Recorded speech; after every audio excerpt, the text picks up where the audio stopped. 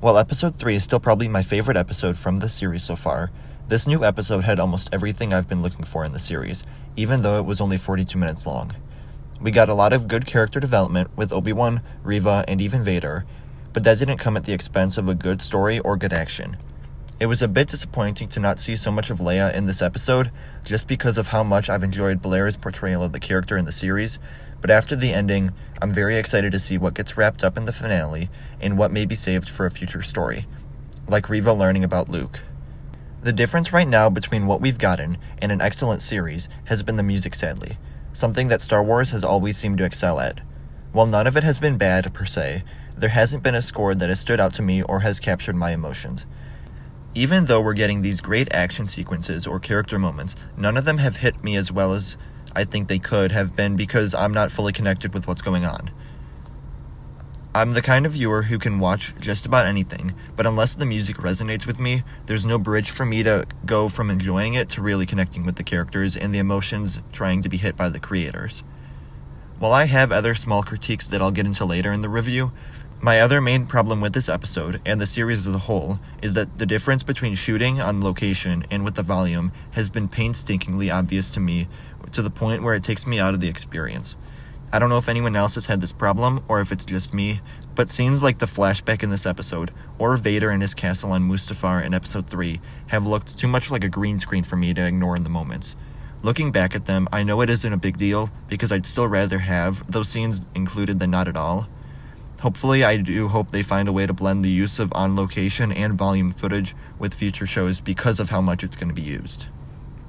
A problem I had with last week's episode was that there wasn't much focus on Obi-Wan's personal journey from hiding on Tatooine to becoming a Jedi again. And while there was much more in this episode, it also helped me come around on last week's as well.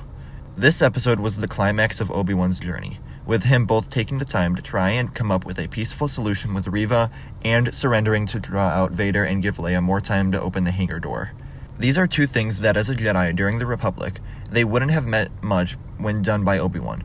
But at the start of the series, Obi-Wan was doing everything he could to hide on Tatooine and punish himself for his failures, refusing to help a fellow Jedi on the run.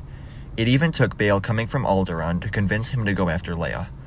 After spending so much time with Leia, Haja, Tala, and Roken, Obi-Wan has learned to move on from his failures and the fall of the Jedi Order, and now has his hope restored.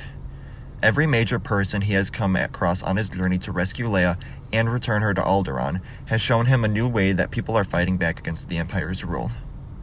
Although Luke does as well, Leia represents the future of the Jedi Order as well as how the Organas choose to oppose the Empire through politics. Haja, although his methods aren't completely moral, helps families escape the Empire. Tala works from inside the Empire to save innocent families, and Roken and the Path have formed an underground network that works together across planets to save Force sensitives. Rather than just hide and watch over Luke, spending time around good people has helped lift Obi-Wan out of his depression and sulking to the point where he can now fight back against the Empire. Now all he has to do is face Vader one more time, and although I don't want to get my hopes up, we've already seen concept art that shows them dueling on Mustafar once again.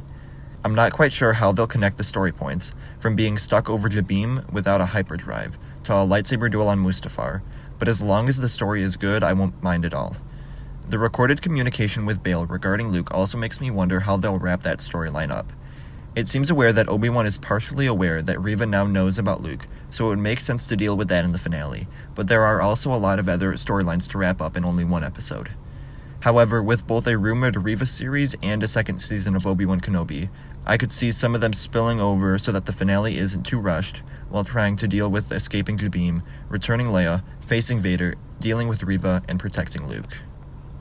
Darth Vader is always one of the characters that comes up in the conversation of best Star Wars character or best movie villain, and for some reason I always overlook him. Maybe it's because I've spent my entire life watching him in the same 3 movies over and over again, and I've just become numb to it, but every time he appears in live action, I'm reminded of how terrifying he actually is. I've loved how he's been portrayed in the series, because to Obi-Wan, Darth Vader is basically the devil from his past, and no matter what, he can never forget him or escape him. The tone shifts as soon as Vader comes on screen, and even though we know that both him and Obi-Wan survive, he still adds a serious threat to the story. Even though it made Reva look a bit silly, his fight with Herc established his complete dominance, and even after being distracted and fooled by Obi-Wan and the members of the Path. he briefly had 2 lightsabers was such a cool shot, even if he never did anything with it. I was very surprised when the episode began with another flashback, this time a friendly duel between master and apprentice, but for the most part it was well worth waiting until the 5th episode. Thematically wise, I liked how they lined up the flashback with the present-day story, showing that Anakin still hasn't learned his lesson. His need for power and victory is what drove him to the dark side, it's what killed Padme, it's what led him to becoming the machine that he is now, and he still doesn't learn from it. Just like how he was in this episode, he becomes distracted over his need to capture and kill Obi-Wan, which in the end leads to Obi-Wan escaping with Leia and the other passengers. My only complaint about it would be how much older both characters look in the flashback compared to how they are in Attack of the Clones.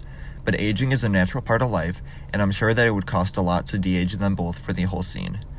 I'm still really glad we got the scene between Ewan and Hayden, and there's no sense in lingering on the actor's age because it's not going to change.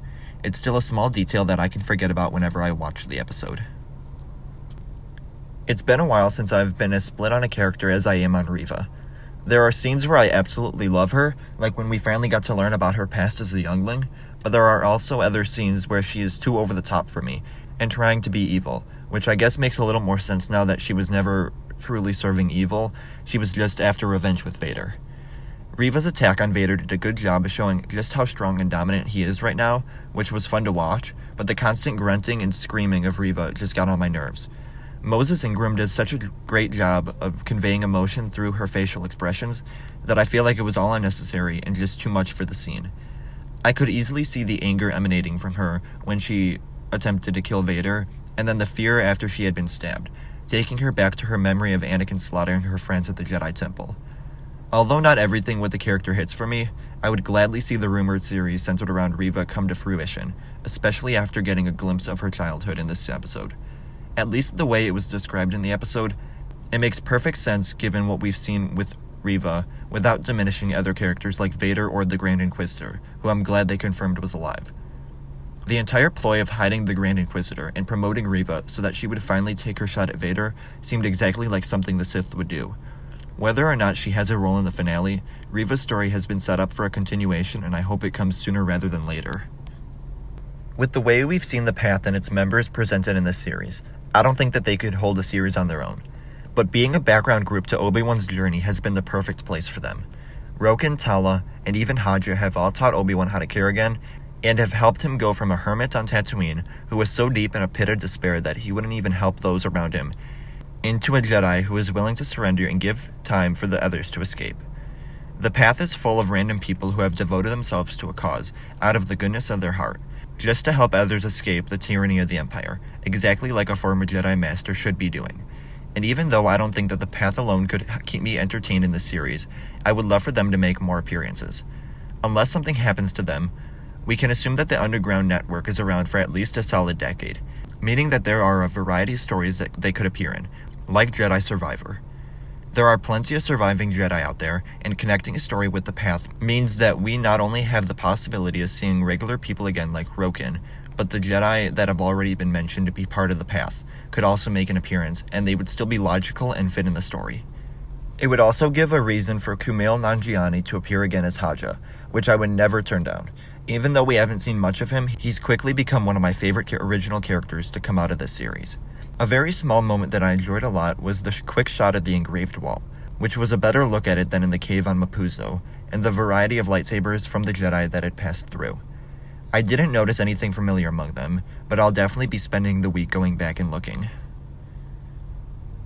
Episode 4 gives fans everything they've been wanting from the series, although the quality of the episode is still not impervious to criticism, earning a rating of 9 out of 10.